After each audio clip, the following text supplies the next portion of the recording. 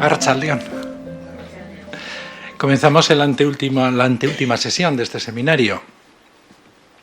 Y lo que me proponían era lo que está y veis en la pantalla, supongo. No sé si hay suficiente oscuridad o intensidad de luz para ver. Bien, porque yo voy a ir pasando. Es un Word, un documento, y lo voy a ir pasando, sencillamente.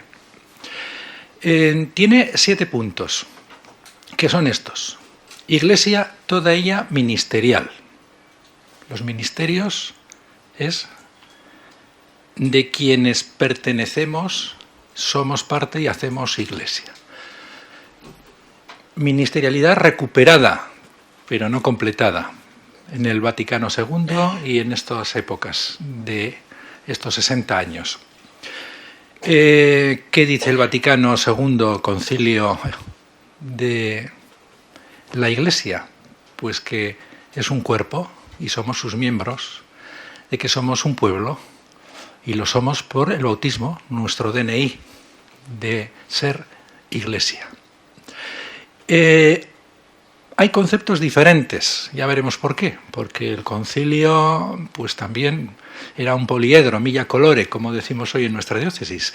Personas que tenían distintas sensibilidades y para caminar juntos, pues unos tuvieron que correr más, pero otros ir más despacio. Y se nota en los conceptos, no están bien acuñados. Los ministerios son complementarios, pero hay una tensión. Por eso vamos a hablar de la problemática recepción del concilio. ¿Qué es lo que ha pasado en estos 60 años? ¿Se corrió un poquito demasiado al principio para luego echar el freno? ¿Hoy estamos recuperando marcha? Bueno, lo veremos, espero. Estructuras de sinodalidad. No me voy a detener mucho, pero la sinodalidad, la comunión, no debe ser solo un sentimiento.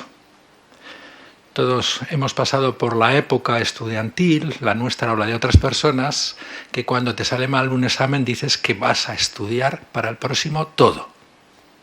¿Y qué pasa? Pues a algunos les sale bien, porque estudiar para el próximo todo es al día siguiente sacar media hora, ponérsela en el calendario y todos los días media hora. Y otros llegan pues a la misma situación. Porque no basta el deseo, hay que estructurarlo. Estructuras de sinodalidad. Y aquello que le dijeron a Juan el Bautista, ¿y nosotros qué podemos hacer? ¿O qué debemos hacer? Pues comenzamos.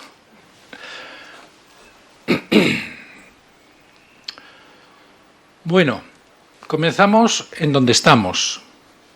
La pregunta o el planteamiento que me hacíais era, quienes lo organizabais, no era solo ministerialidad, sino ministerialidad sinodal.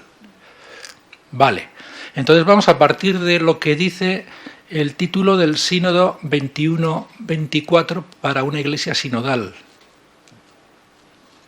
Entrelaza, trenza, comunión, participación y misión. Tanto amó Dios al mundo que entregó a su unigénito para que todo el que cree en él no perezca, sino que tenga vida eterna. Porque Dios no envió a su Hijo al mundo para juzgar al mundo, sino para que el mundo se salve por él. Una iglesia que no es para el mundo no es la iglesia que Jesús quería. Por tanto, los ministerios son para el mundo. La ministerialidad de la Iglesia ha de proponerse desde esta clave: transmitir el afecto de Dios en este mundo, afectado por desigualdad económica, socioeconómica, hambrunas crecientes, migraciones obligadas en origen y no acogidas en destino, el sufrimiento humano. Las cruces de las que hay que desclavar son la razón de ser de la Iglesia y de su ministerialidad.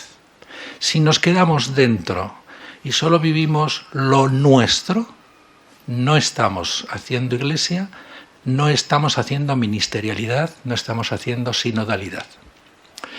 En 1989, la exhortación apostólica Christi Fideles Laici, o Laici, resumió la doctrina expresada en la Constitución dogmática Lumen Gentium, la que habla de la Iglesia, que es de 1964, en torno al derecho que asiste a todo bautizado a participar corresponsablemente en la marcha de la Iglesia. Decía este texto: la misión salvífica de la Iglesia en el mundo es llevada a cabo no solo por los ministros en virtud del sacramento del orden, sino también por todos los fieles laicos. En efecto, estos, en virtud de su condición bautismal y de su específica vocación, participan en el oficio sacerdotal, profético y real de Jesucristo, cada uno en su propia medida. Son frases de esas que decía Villacorta de Toya y Bortijo, hay que volver sobre ella, ¿eh? A ver, o sea que la misión salvífica de la Iglesia no es solo de los ministros por el sacramento del orden. Si nosotros pensábamos, probablemente, que los curas son para dentro y los laicos para afuera, ese fue uno de los avances del Concilio Vaticano II. ¿No? La Iglesia, dicho en el lenguaje popular, la Iglesia son los curas. La Iglesia de hace 100 años era el clero, y ellos eran para todo, para el mundo, para la sociedad. Bueno, quienes son mayores, aquí hay un señor mayor, habrá visto que el gobernador civil tenía un 1500 negro con una banderita, y el obispo de Bilbao, primero y segundo obispos de Bilbao, tenían un 1500 negro con una banderita, de otro color la banderita, ¿no? ¿Quién se relaciona con el mundo? Por la Iglesia, o sea, el obispo. Bien, lo digo un poco en caricatura, pero para entendernos, ¿no? Que en esta frase ya hay un avance, el concilio fue un avance que nosotros hoy no vemos como tal, quizás.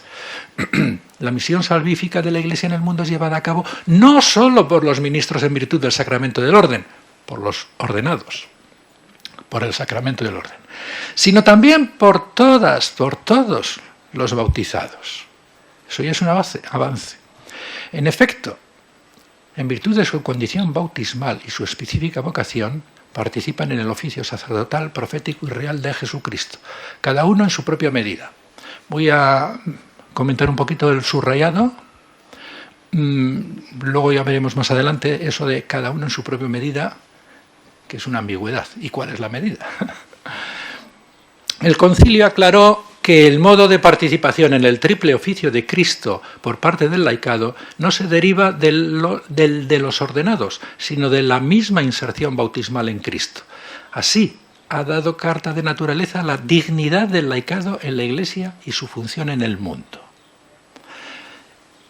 Lo que sí hace el concilio, que luego para nosotros hoy puede ser una rémora, es que hace demasiada distinción.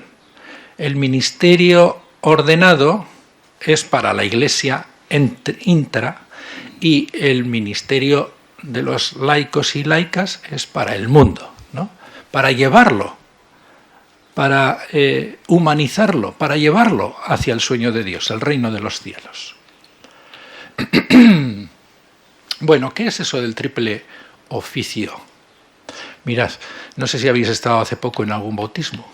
Y ni siquiera sé si habiendo estado os habéis dado cuenta de esto. Después del rito del agua viene el rito de la crismación, ¿no? Nos cristifican, nos ungen. Y las palabras son estas: Dios te consagre con el crisma de la salvación para que entres a formar parte de su pueblo y seas para siempre miembro de Cristo, sacerdote, profeta y rey. Esto es muy importante. Porque hasta el concilio se entendía que esto de ser sacerdote, profeta y rey, los munus o los oficios de Cristo eran los que heredaban por la ordenación los ordenados, ¿no? ¿Y a qué viene esto de sacerdote, profeta y rey? Jesús es el Cristo.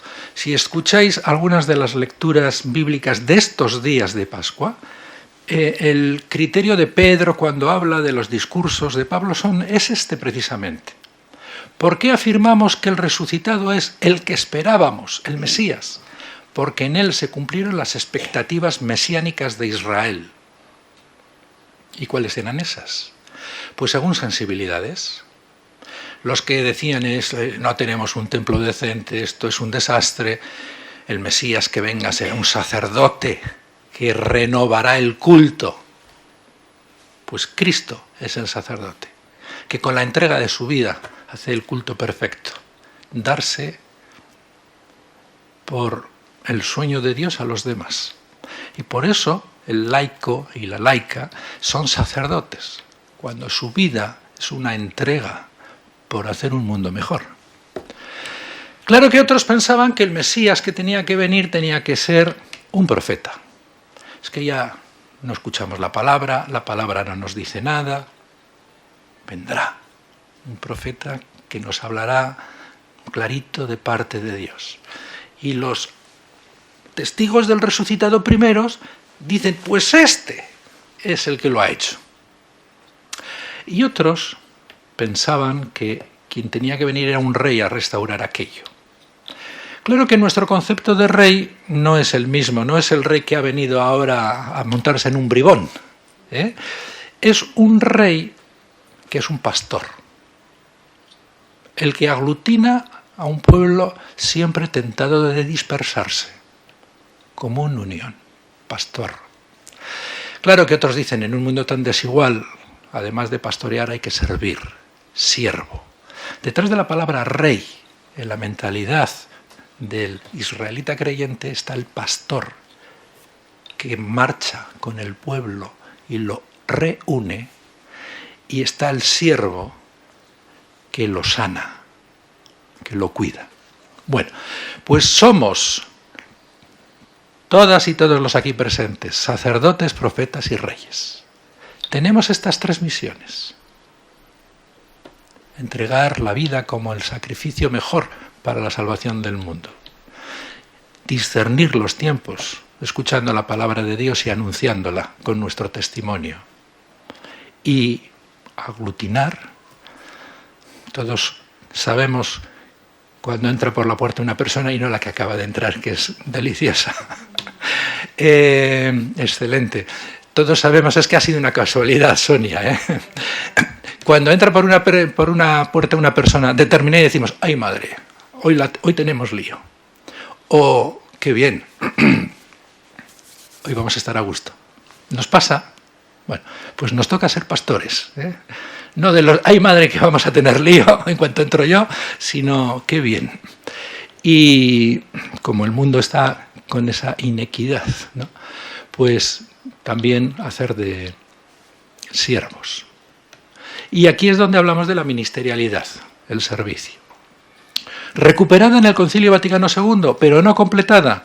No hay una terminología, por eso, unificada para referirse a quienes se confía alguna responsabilidad pastoral desde el laicado. Porque el concilio no concretó la especificidad de esa participación y dista mucho de estar resuelta. Aquí mismo llevamos 40 años, no tantos, pero bueno, me parece que es desde el 89, Maite y Galo, primera laica y primer laico, con encomienda y remuneración. Y para parecidos servicios en una parroquia o en una unidad pastoral y en la vecina, los títulos eran distintos. Responsable de tal, director de... Pero si están haciendo lo mismo. Bueno, porque no tenemos una terminología y porque ya veremos que hay que andarse con mucho cuidado. Los diversos... Una cita de Christi Fideles Laici. Es un documento, antes he dicho su fecha, 1989, que es curioso porque es un documento de una etapa donde ya empieza un cierto frenazo, pero sin embargo este documento, no sé si porque está elaborado con tiempo y por mucha gente, pues es de los que anima, ¿no? De los que abre, de los que hace abanico. Bueno, pues ¿qué dice este texto? Los diversos ministerios, oficios y funciones, ya veis que hay nombres variados, que los fieles laicos pueden desempeñar legítimamente en la liturgia, en la transmisión de la fe, en las estructuras pastorales de la Iglesia, deberán ser ejercitados en conformidad con su específica vocación laical, distinta de aquella de los sagrados misterios. Bueno, está ahí en equilibrio entre una cosa y otra. Porque es la continuación del texto que hemos leído antes. La misión salvífica de la Iglesia sigue siendo el número 23. En el mundo es llevada a cabo no solo por los curas, sino por el laicado. Aunque los diversos ministerios, oficios y funciones tienen que ser en coordinación, ya veremos luego un poquito más. Bueno, una primera constatación. El Concilio Vaticano II acabó con la concepción de que el apostolado de la Iglesia es exclusivamente el jerárquico, ya lo he dicho antes, ¿no? Y abrió la posibilidad de los ministerios laicales, aunque lo hizo pensando más en el servicio al mundo que al interior de la Iglesia. Por tanto, tenemos un punto de partida. Apertura, pero también una cierta ambigüedad. Ha condicionado el desarrollo postconciliar de las regulaciones sobre los ministerios. Pero el punto de partida es bueno, que hoy podemos pensar, es que no lo hicieron todo. Pues no. Cuando el niño va a primero de primaria no le enseñan integrales. Hay una gradación y hay un plan, ¿no? Bueno, pues de la misma manera. Es que históricamente, pues igual no lo podemos todo y ya. Pero muy importante, no olvidar que yo creo que hoy a veces tenemos demasiado dentro de nosotros mismos, tenemos una debilidad, no llegar al mundo, agotar nuestras energías ¿y de lo nuestro qué? ¿No? Vale. Ángel Mario Unzueta escribió un artículo en la revista Razón y Fe en 1999 en el que decía: el Concilio Vaticano II, resumo así con sus palabras lo que he dicho hasta ahora, no logró conciliar la concepción jerarcológica de la época anterior al concilio con una nueva comprensión de la Iglesia como pueblo de Dios. Señaló sus opciones, sustentadas por la inmensa mayoría, por no decir la práctica totalidad de la Asamblea, o sea, de los obispos, 2.400, cuando rechazó esquemas de corte piramidal para referirse a la Iglesia. Ofreció el fundamento eclesiológico para la participación activa de toda persona cristiana en la vida y misión de la Iglesia, pero sin ofrecer una articulación suficiente. Bueno, no es el momento, pero igual no sé si todo el mundo lo tiene más o menos oído alguna vez. La Lumen Gentium es la constitución que habla sobre la Iglesia. La constitución dogmática sobre la Iglesia se llama, porque hay otra, la Gaudium et Spes, que es la Iglesia en el mundo, ¿no?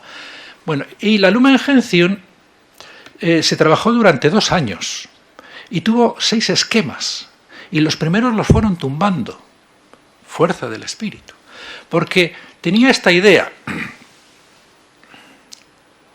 Dios Padre envía a su Hijo, que pone en Pedro la responsabilidad de la Iglesia, y él, en continuidad, va ordenando, él y sus sucesores, el uno al otro, los obispos. Y esta es la línea de la sucesión. Veis que estoy haciendo una línea vertical. Bueno, pues ese esquema, ¿de qué iba a hablar el concilio? Pues de la jerarquía, de cómo los obispos y los responsables pastorales tienen que vivir este momento de la Iglesia. No, la Iglesia somos todas y todos los bautizados. Y este es el cambio que hace estos 2 años de trabajo, estos 6 esquemas. Van limando, van quitando, van poniendo. Y al final, ¿qué resulta? Bueno, pues hay una tensión y dice muchas cosas y renuncia a definir la Iglesia, pero la describe con imágenes. La primera es que es un misterio, el misterio de Dios. El siguiente capítulo es que es un pueblo de bautizados.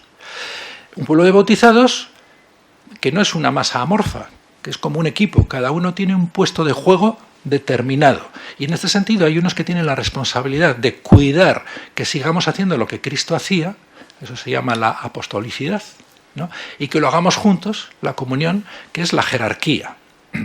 Pero que es parte, y ya no estamos en una línea así, vertical, estamos ya en un círculo. En este pueblo de Dios, unos tienen una responsabilidad. Y hay otros, que son el laicado, que tiene otra responsabilidad. Que en aquel momento se veía que era... pues fíjate que en el 63 estamos en la crisis de los misiles, donde a poco se acaba el mundo porque empiezan a tirarse bombas atómicas en torno a Cuba, a estadounidenses y rusos. Bueno, tenemos una responsabilidad de hacer que este mundo se enderece en la línea del reino de Dios, de lo que Dios sueña, la fraternidad universal. Vale. Y existen unos carismas religiosos que nos recuerdan en este día a día que el reino de Dios está allí y que sigue esperándonos, la vida religiosa. Bueno, y van atando los capítulos. Y el último, y quien nos acompaña, María, ¿no? Pero bien, no quisiera detenerme mucho, porque no es para explicar ahora la Lumen Gentium, sino para darnos cuenta que en 2 años le dieron la vuelta a la concepción de iglesia. La iglesia no son los curas, en ese lenguaje de la calle, la iglesia no es de Dios que está ahí arriba, en línea vertical, a unos responsables de una masa que no tienen nada que decir, sino que la iglesia es un pueblo, un cuerpo, somos los miembros de Cristo, cada uno distinto, ¿os acordáis? 1 Corintios 12, pero el ojo, porque no ande, no puede decir, no sirvo, no. Y el pie, porque no vea, no pueden decirle los demás, no sirves, no. El pie es para andar, el ojo para ver dónde pongo el pie, etcétera, etcétera. ¿No? Todos somos un cuerpo coordinado. Por eso, miembros del cuerpo de Cristo, pueblo bautismal, el bautismo es la identidad, el ADN de todo cristiano. Papa Francisco o cualquiera de quienes estamos sentados hoy aquí. Concebir la Iglesia como pueblo de Dios al que se entra por el bautismo es comprender que esa es la identidad fundamental que te hace partícipe de la única misión, la iniciada por Jesús, consistente en ser, palabras de la Lumen Gentium al principio, primera página, signo e instrumento de la unión íntima con Dios y de la unidad de todo el género humano. También una frase para darle vueltas. Tenemos que ser signo. Lecturas de estos días pascuales. Mirad cómo se quieren. Y les entraban deseos de apuntarse a esa comunidad. Y tenemos que ser instrumento. En la calle, hombro con hombro, haciendo posible la fraternidad. Porque así nos unimos a Dios. Entramos en común unión con Dios, generando unidad.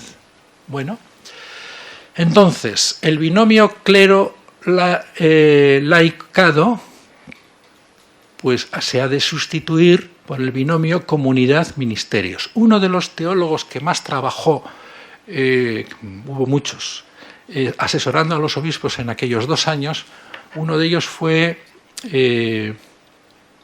el que dijo esto, Yves Congar.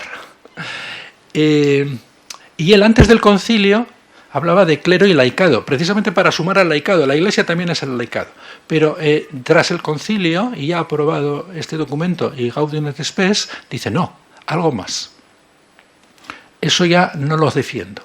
Somos comunidad, y dentro de la comunidad, en la comunidad surgen los ministerios. ¿Qué necesitamos? Plan diocesano. ¿Qué necesitamos para transformar la sociedad? Plan diocesano primero, del 90 al 95. Laicado bien formado. Y se pone el IDTP en marcha. De esto se trata. Es la comunidad, iglesia, la ministerial. Y en ella se han de suscitar ministerios concretos. De la ministerialidad de la iglesia servidora, han de salir personas concretas para hacer lo que hoy necesitamos para estar donde tenemos que estar, con los últimos. Bien, por eso, los que se necesiten en cada momento, y esto es muy importante, para su misión, según nos lo indica la exhortación apostólica Evangelii Nunciandi, que es de 1975. Mirad lo que pongo aquí, he cogido un texto grande porque me parece muy importante. Aquello de que nos están cambiando la fe, siempre ha sido así. Mirad lo que dice Evangelii Nunciandi, son documentos de magisterio, papales, o sea, esto va a misa, Una mirada sobre los orígenes de la Iglesia es muy esclarecedora. Esto es lo que hace el concilio y después, pues tirando de ese hilo, siguen en la primera fase posconciliar, ¿no? Mirar a las primeras comunidades, al Nuevo Testamento. Una mirada sobre los orígenes de la Iglesia es muy esclarecedora y aporta el beneficio de una experiencia en materia de ministerios, experiencia tanto más valiosa en cuanto que ha permitido a la Iglesia consolidarse, crecer y extenderse. No obstante, esta atención a las fuentes debe ser completada con otra, la atención a las necesidades actuales de la humanidad y de la Iglesia. Beber en esas fuentes, siempre inspiradoras, no sacrificar nada de estos valores y saber adaptarse a las exigencias y a las necesidades actuales, tales son los ejes que permitirán buscar con sabiduría y poner en claro los ministerios que necesita la Iglesia y que muchos de sus miembros querrán abrazar para la mayor vitalidad de la comunidad eclesial. Importante, ¿no? Estos ministerios adquirirán un verdadero valor pastoral y serán constructivos en la medida en que se realicen con respeto absoluto a la unidad, beneficiándose de la orientación de los pastores, que son precisamente los responsables y artífices de la unidad de la Iglesia. Diríamos que el carisma sacerdotal o presbiteral, episcopal, es velar porque la Iglesia de hoy, en sus ensayos y error, el método de probar, probar, y si hay error, recapitular y volver a empezar, siempre con la mirada puesta lo que Jesús quería, lo que Jesús dijo, ¿no?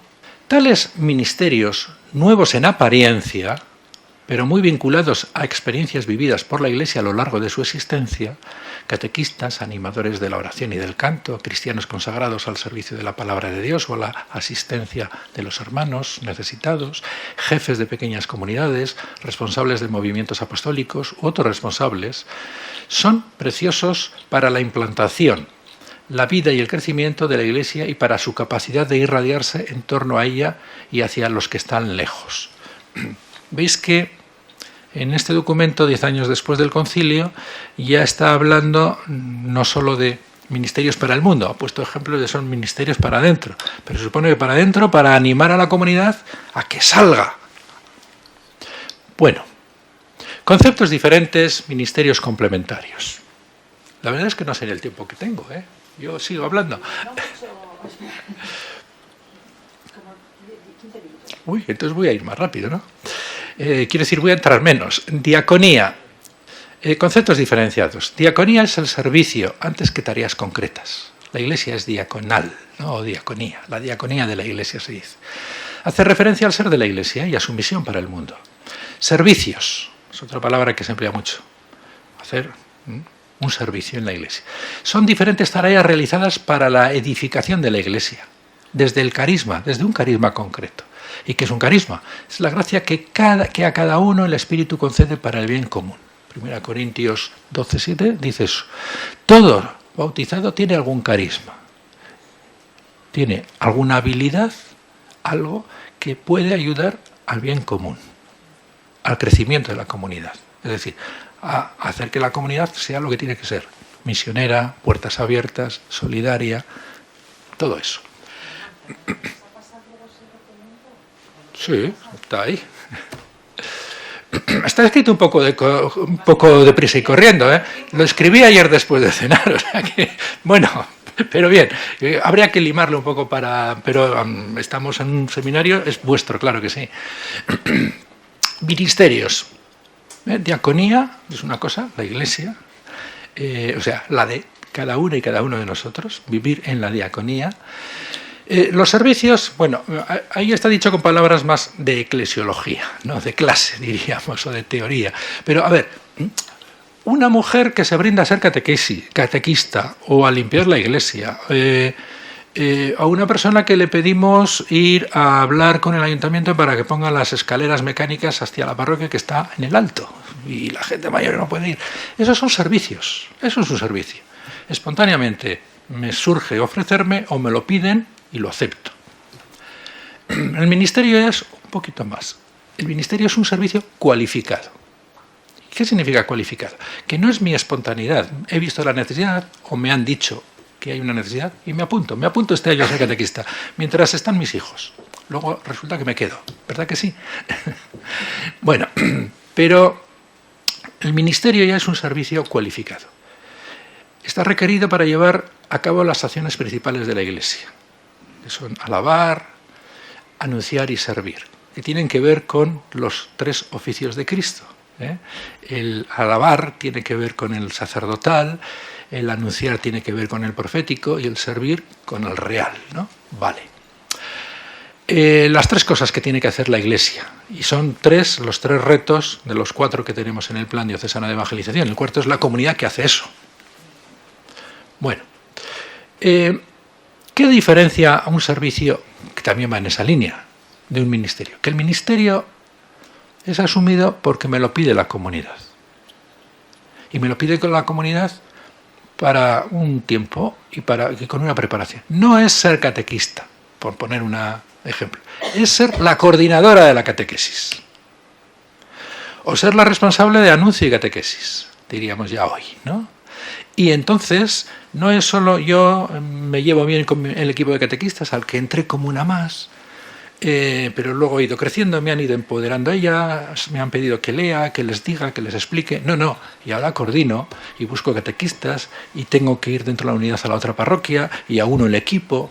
¿Veis cuál es la diferenciación, ¿no? La cualificación. Vale. Asumidos personalmente, eso siempre, pedidos por la comunidad, por una necesidad de la comunidad, reconocidos por el que la preside en el nombre del Señor, de ahí el nombramiento o la encomienda que decimos, y ejercidos con una estabilidad, para 3 años, para 6, con estabilidad, expresados o en el sacramento del orden, para toda la vida, ejercidos con estabilidad y expresados mediante una celebración de envío, una ordenación o un envío de otro tipo, ¿no? Lo dice Lumen Gentium. El sacerdocio común de los fieles y el sacerdocio ministerial o jerárquico, aunque diferentes esencialmente y no solo en grado, estas otras cosas de la tensión, ¿no?, que decíamos, se ordenan sin embargo el uno al otro, pues ambos participan a su manera del único sacerdocio de Cristo. Ha habido mucha discusión en la Iglesia. ¿Qué es esto de que el sacramento del orden, el ministerio ordenado y el ministerio bautismal, los servicios y ministerios que provienen del despliegue de que soy bautizada, se ordenan en uno para el otro, pero son en esencia diferentes, no solo en grado? Bruno Forte, que es un teólogo pues amigo y quizás maestro en algún tiempo de uno que vive conmigo, Jesús Martínez Gordo, bueno, pues están en esa línea teológica ambos. Bruno Forte explica que esta fórmula no se debe interpretar como absolutización de la diferencia, o sea, como un más y un menos, ¿no?, que eso sería el grado, sino como un modo de existencia. Son 2 modos de existencia, 2 sensibilidades distintas a aportar en la Iglesia. Bueno, que ordena a uno al otro, no en competencia, sino en complementariedad. Me explico, ¿no? Para hacer una Iglesia que más fuerte, juntos de la mano somos más que 2, que dice la canción, ¿no? Vale. Bueno, pues eso. Tal especificidad no hace referencia a distinta intensidad de participación en el único sacerdocio de Cristo, porque la distinta, el más o menos, sería el grado. Y es justo lo que dicen, no hay un grado, no hay unos que son más y otros que son menos. De donde se deduce que la enseñanza conciliar confirma, dice Bruno Forte, las diversas formas de ministerialidad, una en favor de la otra y viceversa, sin desigualdad alguna y como complementarias. Añadía más texto, pero en definitiva es para la misión de la Iglesia, anunciar a Cristo a la humanidad. Bueno, hablábamos de ministerios, conceptos diferentes, ministerios complementarios.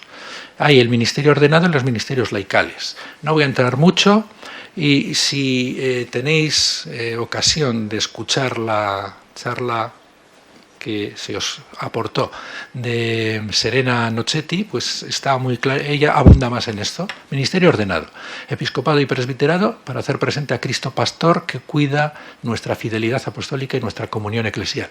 Ella incide además en esto, que el cura no es tanto para santificar, todos estamos para ser santos, el santo de la puerta de al lado que dice nuestro Papa actual, sino para que lo que hagamos, lo hagamos mirando a la primera comunidad, siendo fieles a lo que la Iglesia tiene como misión, ¿no?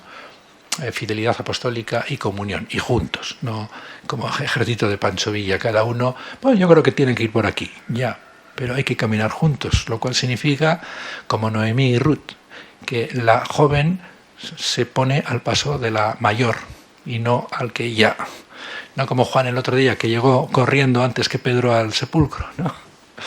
Nosotros como Noemí acompañando a Ruth, o al revés, ¿quién acompaña a quién? Ruth a Noemí, eso. Ruth es la joven, eso es. Vale, diaconado, un ministerio, como dice la teología, no para el altar, aunque una imagen vale más que 1000 palabras, y como hacen muchas labores de suplencia, bueno, sino para hacer presente a Cristo siervo. ¿Veis la diferencia? Aquí he puesto Cristo pastor y aquí Cristo siervo, las dos vertientes de la realeza de Cristo, ¿no? Que cuidan nuestra cercanía a la carne sufriente. Ni el diácono es para hacer el servicio, sino para recordarnos que todos somos servidores, ni el presbítero o el obispo son para santificar las fiestas, son para ayudarnos a santificarlas todos, ¿no? Bueno, no me voy a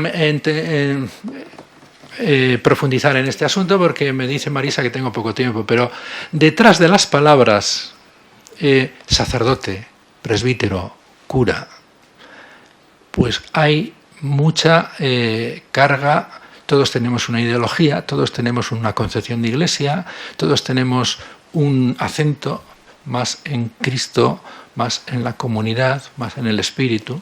Bueno, pues todas estas cosas están detrás, pero ahora no entro en ello. Basta decir ministerios variados y complementarios.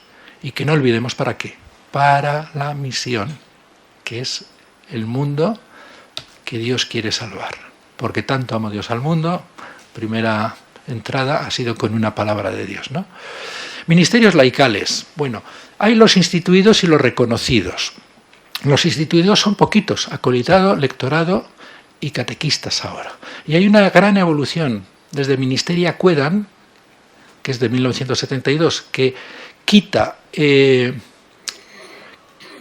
antes al acolitado y al lectorado se le llamaban, fijaros, órdenes menores. No tenía nada que ver con los laicos, puesto que la Iglesia son los curas, ellos son los que tienen que aprender a ser todo antes de llegar a ser curas.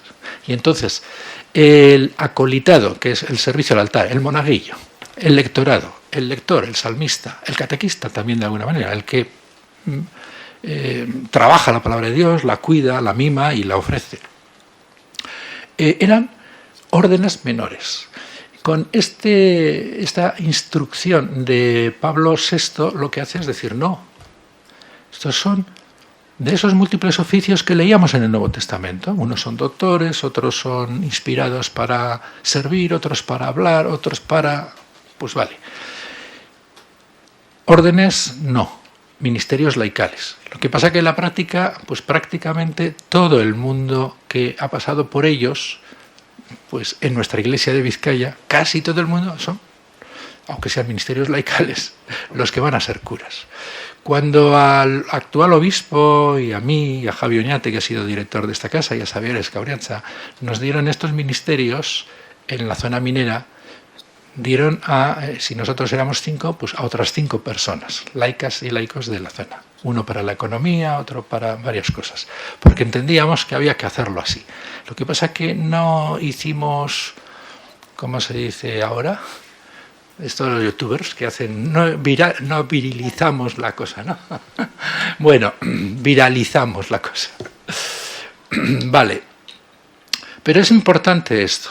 Y el Papa Francisco, en otro documento, que por no cargar no pero los dos son de 2021, dice, no, estos ministerios, claro, Pablo VI da un pasito, pero solo un pasito, para laicos, no para laicas. Y el Papa ha dicho, ¿cómo que no? La condición bautismal es igual en una mujer que en un varón, para todos los que sean llamados a ello. Y en Antiquum Ministerium, dice el catequista, pero si es la mayor riqueza que tenemos en la Iglesia, en casi toda la comunidad hay alguna catequista, también tiene que ser un ministerio reconocido.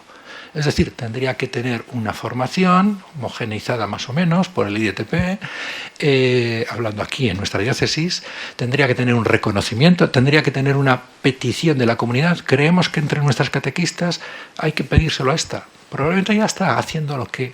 Pero vamos a reconocérselo con un nombramiento. En la mayoría de las parroquias o de las unidades pastorales, las catequistas, ni siquiera la que lo coordina tiene un nombramiento, un reconocimiento del obispo, y una celebración de envío.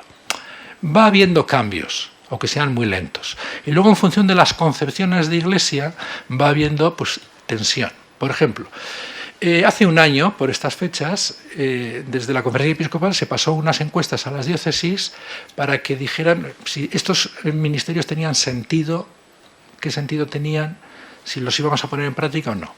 Y yo, que me toca como vicario general recoger, bueno, me mandan la carta de la Conferencia Episcopal, yo lo hablo en el Consejo Episcopal, decidimos unas catas de personas por unos lados y otros para que contesten. Y tengo un abanico de respuestas. Y una de aquí dice, bah, eso es una bobada. Sin papel podemos hacer lo que un papel nos dice. Ya lo estamos haciendo. Y otro dice, ojo, porque si nombramos a una persona lectora, con un ministerio instituido, a la misa que vaya tiene que leer ella. No puede haber un ministro extraordinario. Ahora vamos a hablar de qué es eso. El ministro ordinario de la comunión, es igual, en la comunión tenemos más familiaridad, es el cura. Quien da la comunión, una laica o un laico, o una religiosa o un religioso, son ministros extraordinarios, ¿no? O sea, no para siempre, sino para hoy, para esta iglesia, muy concretita para esta comunidad. Bueno, veis que, ¿dónde estamos, no? Pues no estamos en el 0, pero tampoco en el 10. Vale. Es decir, son tantas y dispares las respuestas que caminar juntos pues tiene sus costes. Esto es un transatlántico, no un 600. Es muy difícil aparcar en un minuto. Vale. Nosotros en esta diócesis, bueno, y reconocidos. La mayoría de los ministerios son reconocidos. Es decir, no les ponemos el nombre. Aquí hay varias que tenéis un encargo diocesano, un nombramiento del obispo, pero en ninguno pone ministerio, probablemente, ¿no? Pone una responsabilidad, servicio. ¿Por qué? Para no meternos en líos. Vamos a ver, hay que meterse en los líos que haya que meterse, pero no hacer un lío de lo que queremos. Vamos a ver, ahora necesitamos en Arratia o donde sea este servicio. No nos vamos a pegar durante un año a ver el nombre y que nos lo reconozcan en la Conferencia Episcopal o en Roma o en donde sea. No nos vamos a meter en líos. Vamos a hacer lo que hay que hacer, servir.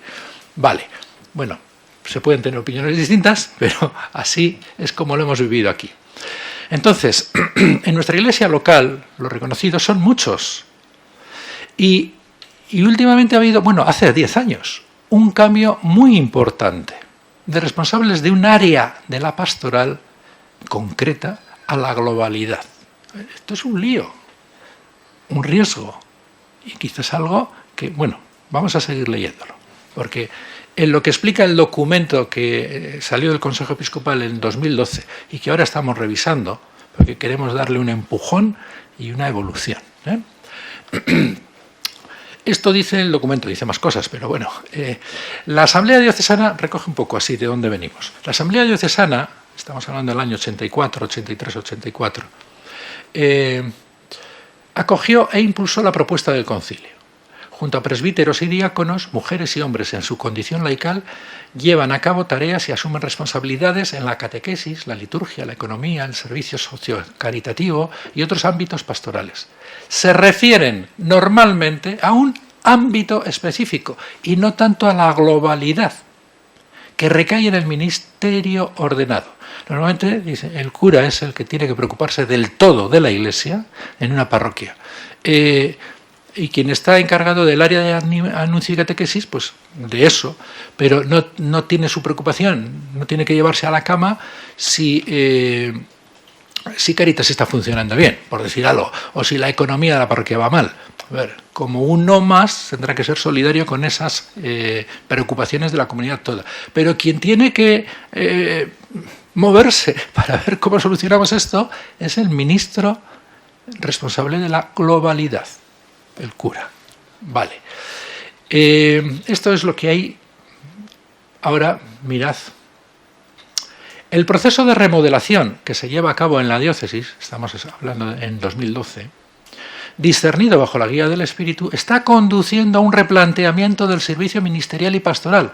La atención a algunas comunidades está demandando, además de los compromisos anteriormente señalados, para la catequesis, para la juventud, para la caridad, un área concreta, no la globalidad del todo lo que tiene que hacer la Iglesia para ser Iglesia de Jesucristo.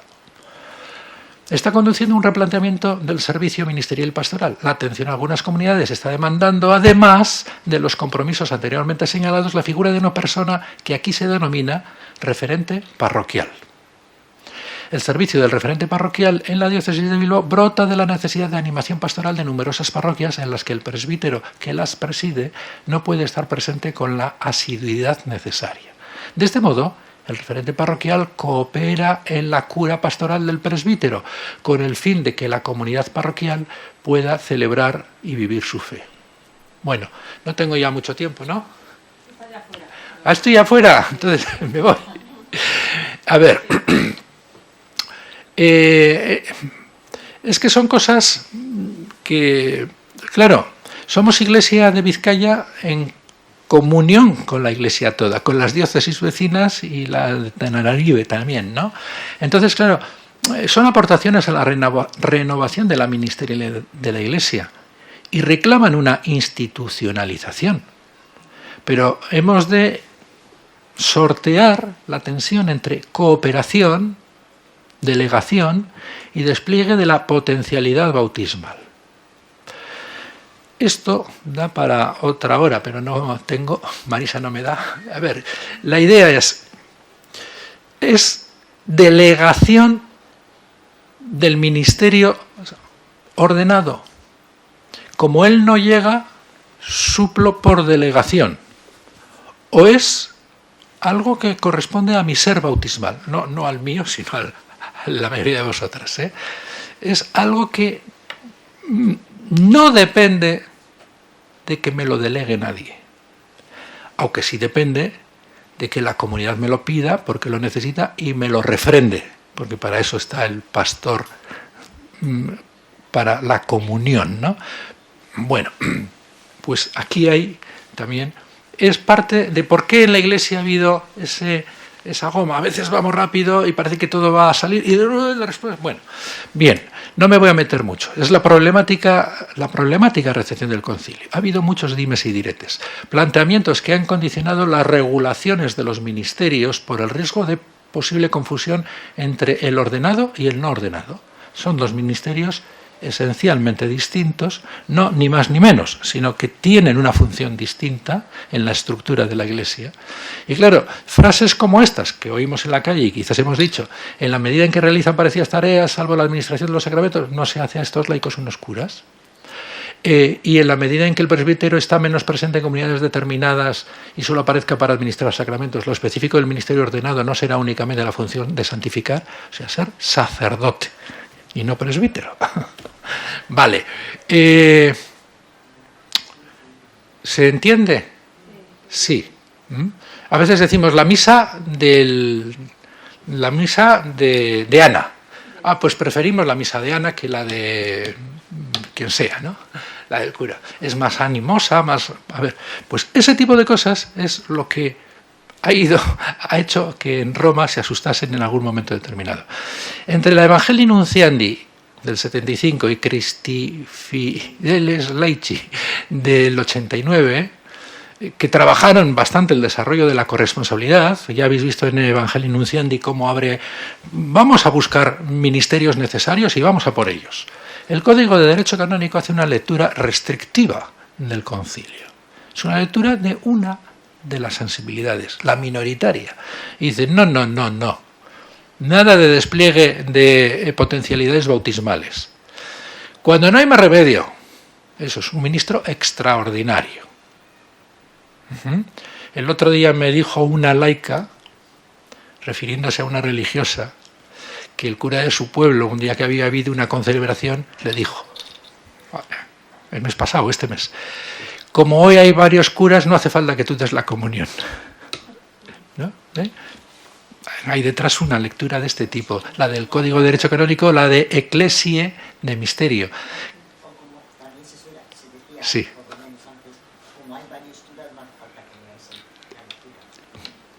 Y precisamente es un ministerio laical. Y el Papa ahora nos lo ha recordado, ¿no? Bien. Bueno, vale, pues 8 congregaciones vaticanas, o dicasterios que decían antes, tienen una respuesta reactiva ante algunos abusos. Pues sí, el que anda tropieza, pero ¿qué hacemos? ¿No sacar el coche y no venir a Bilbao? Bueno, que limitaron la corresponsabilidad y acentuaron esa colaboración, ¿no? Bueno, Evangelii Gaudium, que es 2013, empieza el Papa y es su programa. Recupera la imagen de Iglesia como pueblo de Dios, que se había perdido. Habíamos recuperado la Iglesia como misterio y como comunión, ¿no? Recupera que todos somos un pueblo, que hacemos pueblo, ese pueblo de Dios. Y mirad lo que dice en el discurso en el 50 aniversario de la institución del Sínodo de los Obispos, que es, no lo he puesto, de 2015, o sea, ya hace unos añitos, pero es el detonante de que estemos ahora en un sínodo. Dice, la sinodalidad, como dimensión constitutiva de la Iglesia, nos ofrece el marco interpretativo más adecuado para comprender el mismo ministerio jerárquico. Está hablando de los cardenales. Si comprendemos que la Iglesia no es otra cosa que el caminar juntos de la grey, todo el pueblo, de Dios por los senderos de la historia, mundo, que sale al encuentro de Cristo el Señor, entendemos también que en su interior nadie puede ser elevado por encima de los demás. Al contrario, en la Iglesia es necesario que alguno se abaje para poner al servicio de los hermanos para ponerse al servicio de los hermanos a lo largo del camino. Jesús ha constituido la Iglesia poniendo en su vértice al colegio apostólico. Y todo el mundo pensará así, ¿no? El vértice está arriba. Pues mirad lo que dice el Papa. En el que Pedro es la roca. Bueno, y se pone él por delante, ¿no? Aquel que debe confirmar a los hermanos en la fe. Pero en esta Iglesia, como en una pirámide invertida, el vértice se encuentra por debajo de la base. Por eso, quienes ejercen la autoridad se llaman ministros, porque según el significado originario de la palabra son los más pequeños de todos. Bueno, en una Iglesia toda ella ministerial tenemos que ir buscando nuestros ministerios, nuestro servicio de abajamiento a los demás para que nuestra Iglesia llegue al mundo. No, creo que lo tengo que dejar ya, ¿no? Bien, pues ahí lo dejo, pero mirad que es muy cortito. Bueno, lo que pasa que lo despliego un poco, nada, lo que digáis. Sí, vale. A ver, estructuras de sinodalidad. La acción católica. Porque pensamos, si no, en dentro. Bueno, y ahora la acción católica general, pues por mor de las circunstancias, aglutina a mucha gente que sale poco del redil parroquial. Pero hay de todo. Pero quiero decir, estoy hablando de las múltiples reformas que se han ido haciendo, algunas en esos años de 90 de freno más echado. Pero bueno, si algo es la acción católica, es el pueblo bautizado,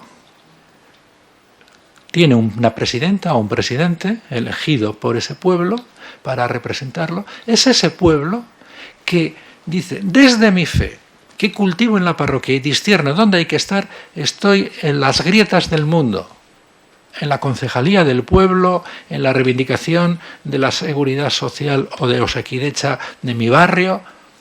Esa es la acción católica, esa es la ministerialidad de la Iglesia. Por eso, aunque en nosotras y en nosotros, en nuestra Iglesia de Vizcaya, sea minoritaria la acción católica, la definición de la acción católica es la manera o el modo, no sé cómo pone, normal, de organizarse el laicado para estar en las calles, no sé cómo dice, en el medio de la calle, ¿no? Vale, pues esa es la principal ministerialidad de una iglesia. Pero necesitamos ministerios dentro, porque hay que formar a ese laicado para estar en la calle. La asamblea diocesana, he dicho antes, es la recepción conciliar en nuestra diócesis, 19.000 personas durante 3 años, en varios grupos, trabajando apuestas, por ejemplo, a la formación del laicado. Para que el laicado, el bautizado, sea consciente de que él es ministro, servidor, partícipe de esta iglesia, tiene que estar formado. De ahí nació el IDTP. Otra apuesta de la Asamblea Diocesana, la generación de órganos de corresponsabilidad. Alguna parroquia tenía algún consejo. De ahí nace que todas las parroquias tengan que tener consejos, que todas las parroquias tengan que tener equipos. Ministeriales, no presbiterales, que era lo que había antes. De ahí nace los planes diocesanos de evangelización. Del primero, del segundo, del tercero, tenían siempre, a lo largo de estos 5 años, 10 laicas y laicos más en servicios para esta iglesia, para que salga a la calle. Vale. Por eso es importante los órganos de corresponsabilidad. Asambleas, consejos y equipos ministeriales. Asamblea anual al menos, consejo mensual al menos, equipos ministeriales semanales o quincenales al menos. Me diréis, esto no pasa en ningún sitio. Claro, es que este es el tema. Donde hay estructura, la sinodalidad funciona. Si esto lo hemos dejado escrito, viene una laica nueva, un cura nuevo o quien sea. Oye, que todos los martes últimos de mes hay consejo.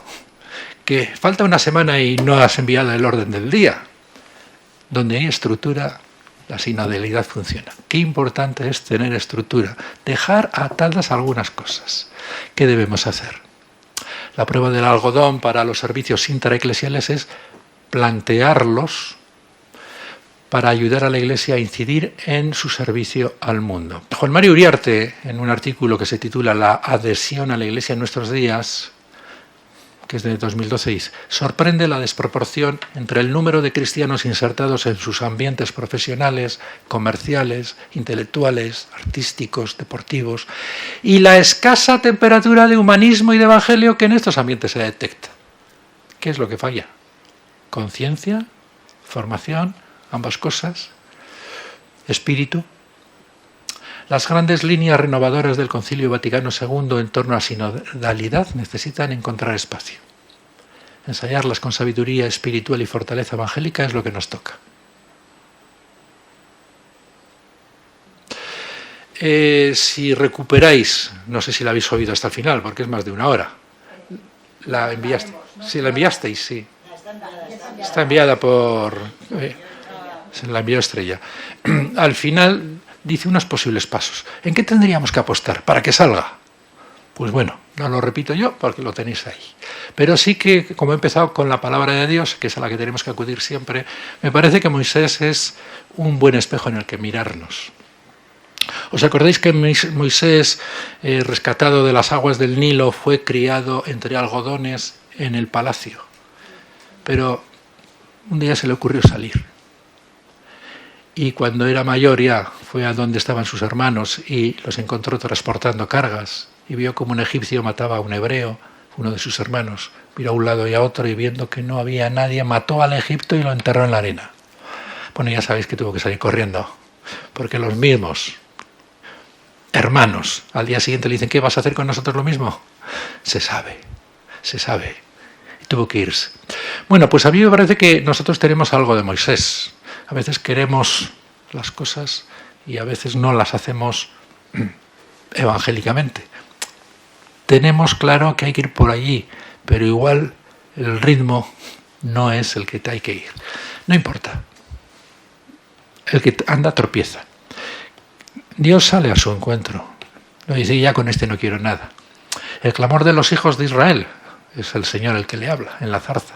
Ha llegado a mí y he visto cómo los tiranizan los egipcios. Y ahora marcha, te envío al faraón para que saques a mi pueblo, a los hijos de Israel. 40 años en el desierto, lo organizó bien, los mantuvo unidos y los llevó hasta donde había que ir. Pero, último capítulo del Deuteronomio, Moisés subió a la estepa de Moab, al monte Nebo, al otro lado del Mar Muerto, ¿no? Frente a Jericó, y el Señor le mostró toda la tierra y le dijo, esta es la tierra que prometí con juramento a Abraham, a Isaac y a Jacob, diciéndoles, se la daré a tu descendencia. Te la he hecho ver con tus propios ojos, pero no entrarás en ella. Y murió Moisés. Hay tareas, digo yo, que son más grandes que una sencilla, corta vida humana. Pero la Iglesia sigue. Tenemos que sembrar, cosecharemos